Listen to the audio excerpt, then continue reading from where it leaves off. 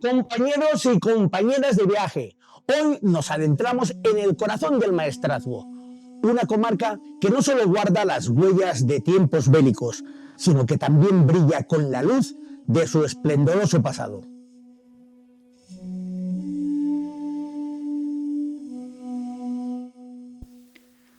El Maestrazgo, tierra de contrastes, de silencios, que aún resuenan con los ecos de la historia. Fue escenario de batallas y testigo de un esplendor que aún se deja entrever en sus calles empedradas y sus palacios de piedra.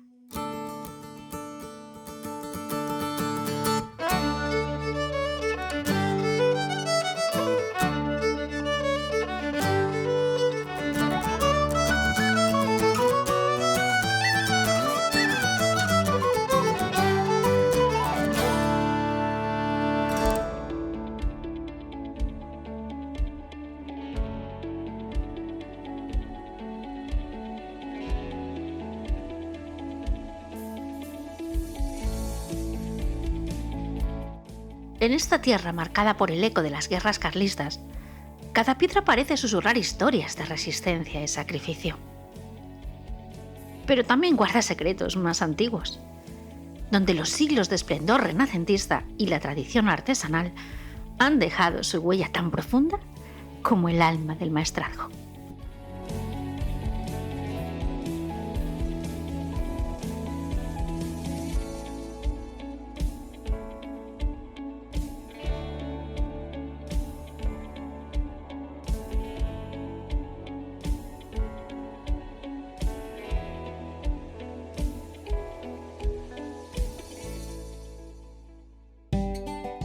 Y así es como llegamos a Cantavieja, donde todo te habla del pasado, sus murallas, sus calles, la Plaza Mayor y, por supuesto, sus museos. Cuando el viento sopla entre las piedras de Cantavieja, algunos dicen que aún se escuchan los cascos de los caballos y el murmullo de los guerrilleros carlistas.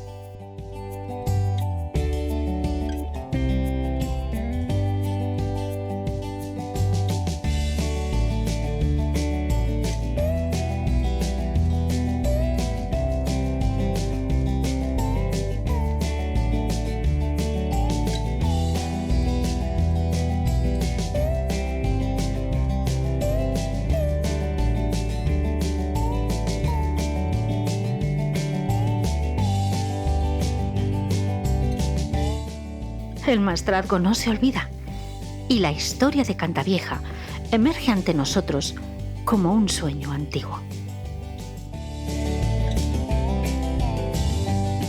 Y ahora, en un Plis Plas, cambio de escenario, porque nuestro próximo destino tiene su propia historia de grandeza. La Iglesuela del Cid, donde el pasado no es solo historia, sino puro arte.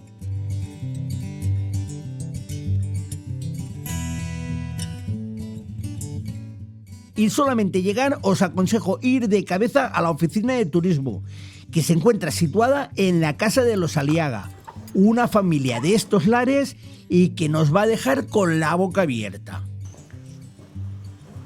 ¡Wow! Impresionante ya. Solamente la entrada es fascinante.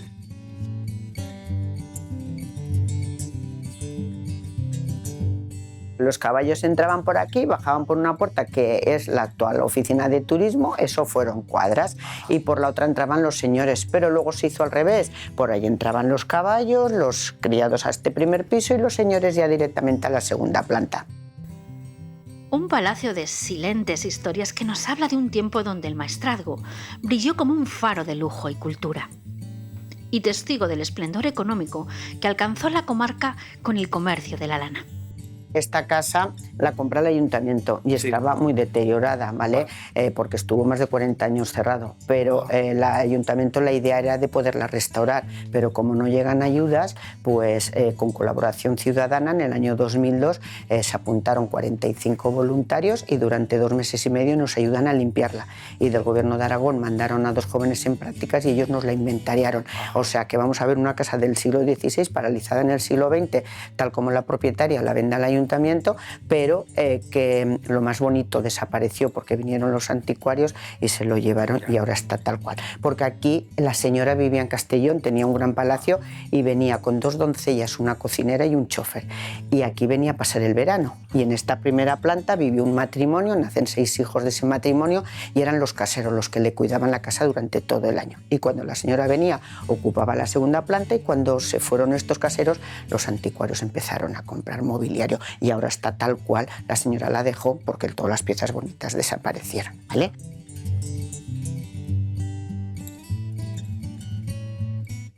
Aquí el agua corriente en Inglesola llegó en el 1976, no había agua en las casas, el baño era el corral, pero aquí como la señora vivía en Castellón y tenía baños, hizo 3 baños y una cocina. Y ahí detrás hay un baño ya con inodoro y lavabo, que ellos traían el agua de la fuente, la almacenaban en depósitos y en vez de ir al corral o a la letrina, ellos ya tenían baños.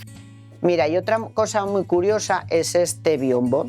Este biombo es una pieza única y excepcional, ¿vale? Esto es como si nosotros vamos de viaje, compramos imanes y llenamos la nevera de imanes, pues esto es un biombo de tela y estas familias durante unos 150 años fueron pegando más de 400 ilustraciones, tanto por un lado como por otro.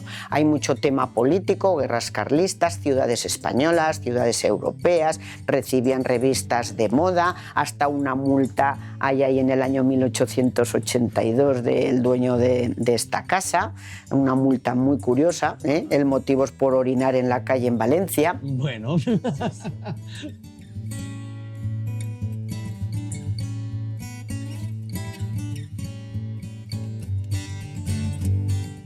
Y esta de aquí ya es la planta noble, ¿no? La planta noble. Se ve la diferencia, Aquí ¿eh? ya se nota que son pastos, ¿eh? Aquí ya...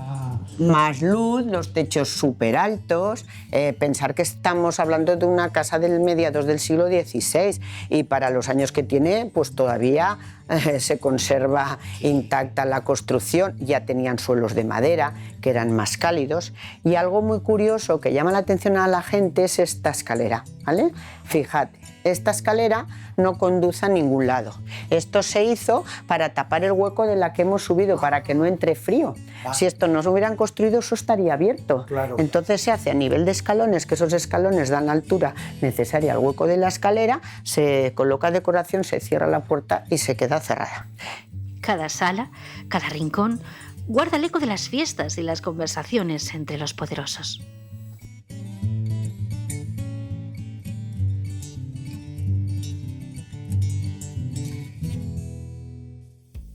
Bueno, fíjate que este es el salón principal. Wow. Este era el salón de baile, era el salón de baile. De hecho, la señora tenía un piano de cola que tocaba el piano y aquí se reunía la alta sociedad.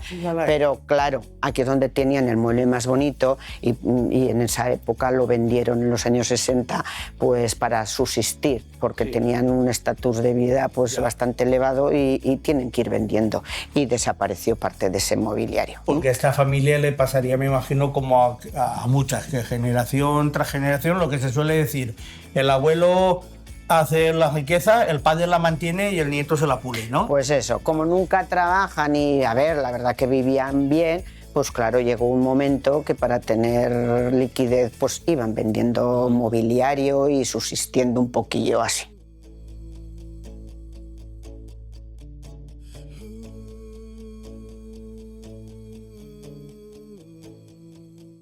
Fijaros en ese orinal.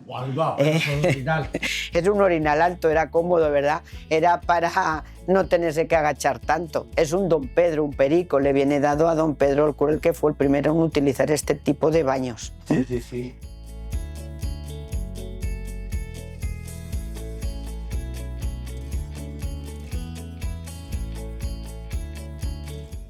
Y esto pues para calentar la cama, ¿eh? El calentacamas.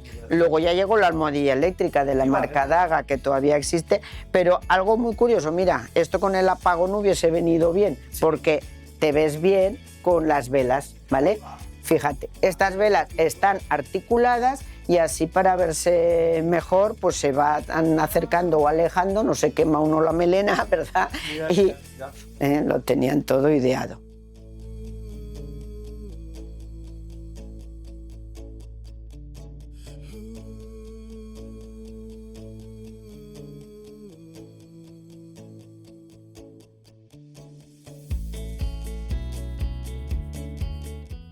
imagínate en aquella época, en el siglo XVI, cómo debía de vivir una gente humilde en el pueblo para ser esto un palacio. Claro, si la viésemos con su rico mobiliario, su esplendor en aquella época, pues debió de ser un gran palacio. ¿Y la familia de esta casa era originaria de aquí o venía de fuera y aquí que tenía negocios? Pues a ver, los Aliaga tenían una vivienda en Mirambel y otra aquí, ¿vale? O sea que estas familias pues todos eran grandes comerciantes de lana y tal. Y bueno, luego sí que pasó a manos del apellido Matutano, que sí que eran de aquí, que son los comerciantes de lana, que son los que tienen los grandes palacios del pueblo. Pero en su primera época fue la familia Aliaga, que fueron los primeros pobladores de estos pueblos.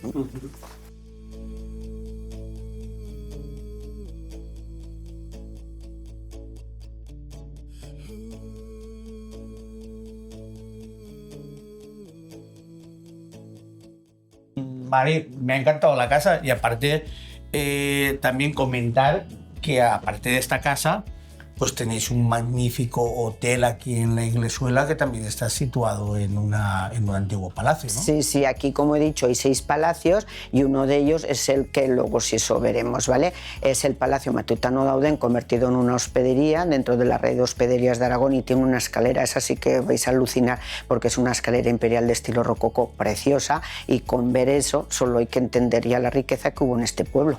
Pues vamos a verla de Muy bien, vale. Y es que, compañeros y compañeras, durante siglos la lana en esta comarca fue muchísimo más que lana. Fue bonanza, fue camino y fue cultura.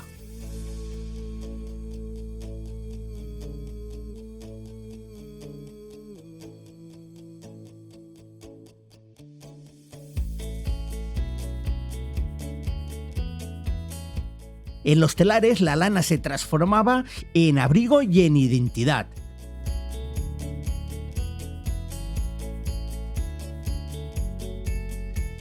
Cada hilo escondía una historia, la del esfuerzo de pastores, la creatividad de las manos tejedoras, la memoria de un pueblo que supo convertir la necesidad en arte. Y todavía hoy en estas calles uno puede imaginar el bullicio de los telares, el trueque en las plazas y en los mercados.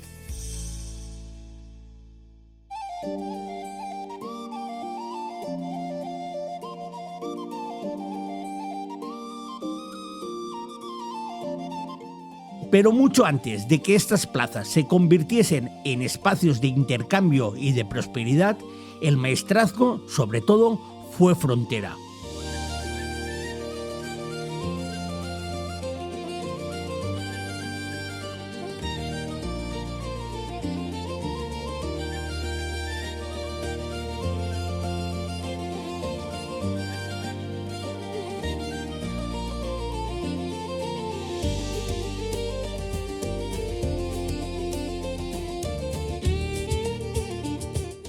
Aquí, Alfonso II, con el apoyo de las órdenes militares, levantó pueblos fortificados y abrió camino hacia Valencia.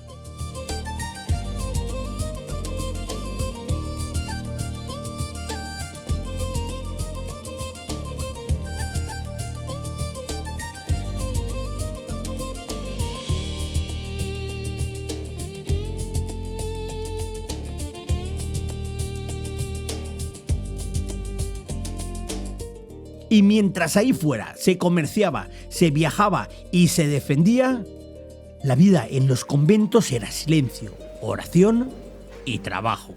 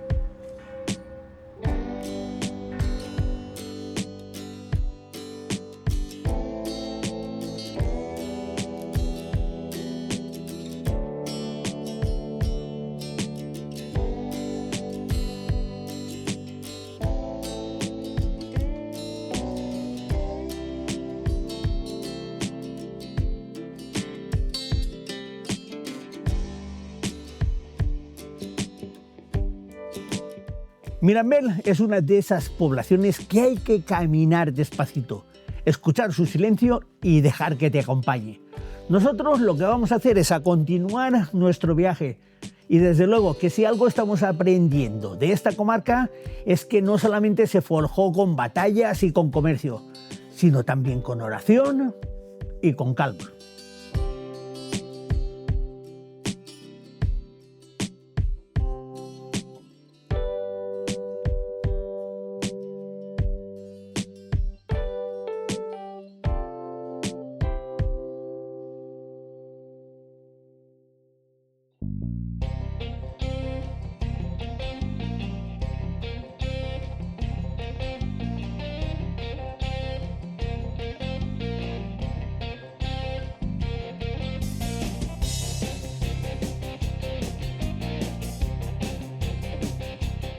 Bueno, ¿qué os está pareciendo el viajecito de hoy? Pues, ¿qué queréis que os diga? A mí me parece que es espectacular. Y ahora ya mira, para rematar la faena, hemos venido a Tronchón a probar su queso. Porque fijaros, sí es famoso que salía hasta en el Quijote. Así que después de tanto viaje, vamos a darnos un homenaje. ¡Ay, mira! Ni lo he querido ni lo he deseado y me ha salido empareado. ¡Uy! ¡Otro!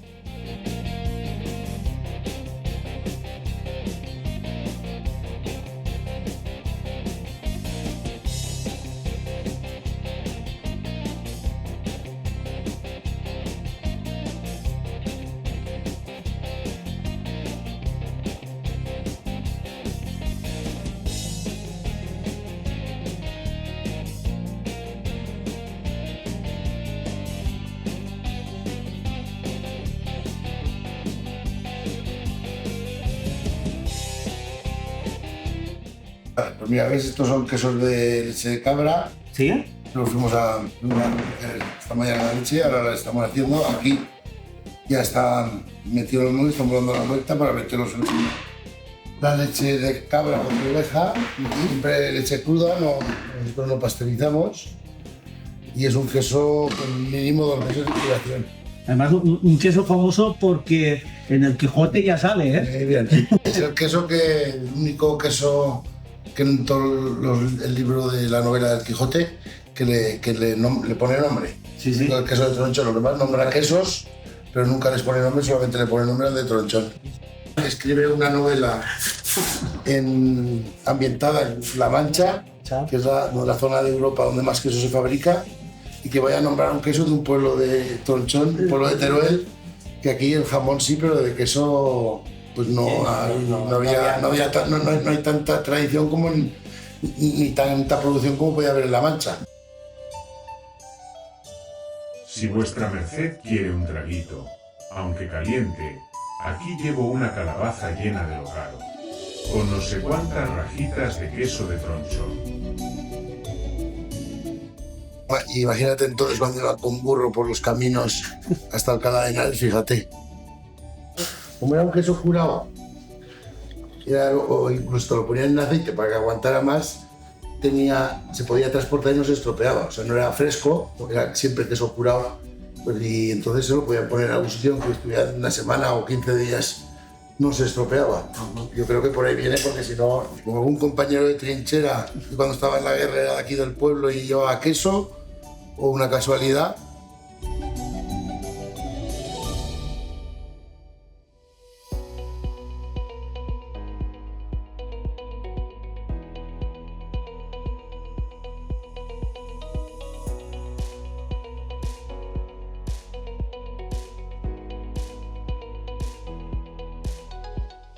Antes se hacía el queso, pues se hacía en las casas. Ajá. Como todo el mundo tenía pues unas ovejas, unas cabras, cuando les quitaban los cabritos o los corderos, la ordeñaban la leche para aprovechar el recurso de la leche, y entonces fabricaban queso. Sí que es verdad que lo vendían, o sea, lo vendían, pero los pueblos de alrededor, o se utilizaba como trueque o para sacar un aprovechamiento más de todo el territorio, de todo. Pues como todo aquí, todos eran agricultores, todos tenían para sembrar, todos tenían para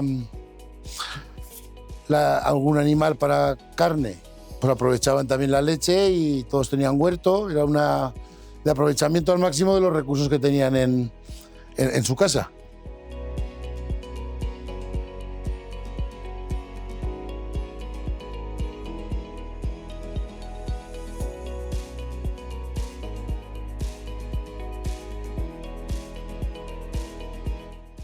Y la forma esta tan curiosa, característica que tiene es por algún motivo. Porque... Mira, pues esta obra es de estos de plástico. Claro, antes, cuando te estoy hablando yo que lo hacían en casa, no era de plástico, era de madera. Ajá. Los pastores cuando estaban por el campo cogían un tronco de un árbol y con la navaja o con algún utensilio iban rascando y le hacían esta forma. Vale. Y aquí, por ejemplo, lleva esto, pero aquí cada uno le ponía su nombre. O sea, en la orilla aquí le ponían el nombre de la masía, las iniciales. Había más grandes, más pequeñas, pero claro, era madera. Sí. Una vez que se hace la transición a lo que es el registro sanitario, a lo que es la madera tiene que desaparecer, y entonces pues ahora son de plástico, pero el molde de tronchón, el que había por aquí en todas las masías, en todas las casas, era con el nombre, entonces, parece un volcán, pues así.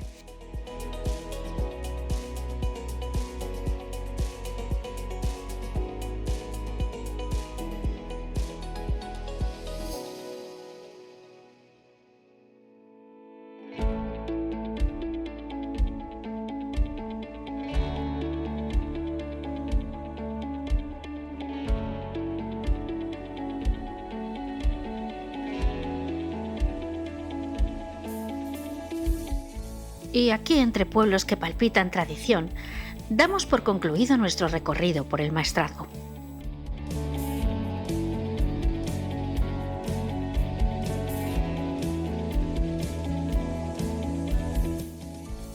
Un territorio que ha visto de todo, pero que sigue de pie, lleno de historias y sabores que seguirán alimentando a quienes lo visiten.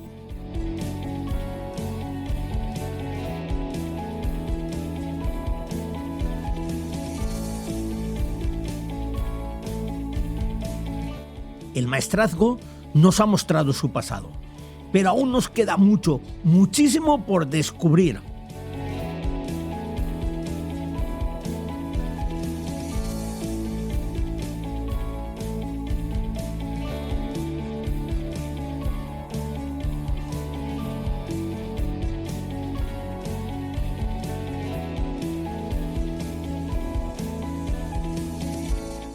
En nuestro próximo capítulo nos esperan cárceles que guardan misterio y leyendas. Pues a la Vanessa, apaga la cámara que ya estaría.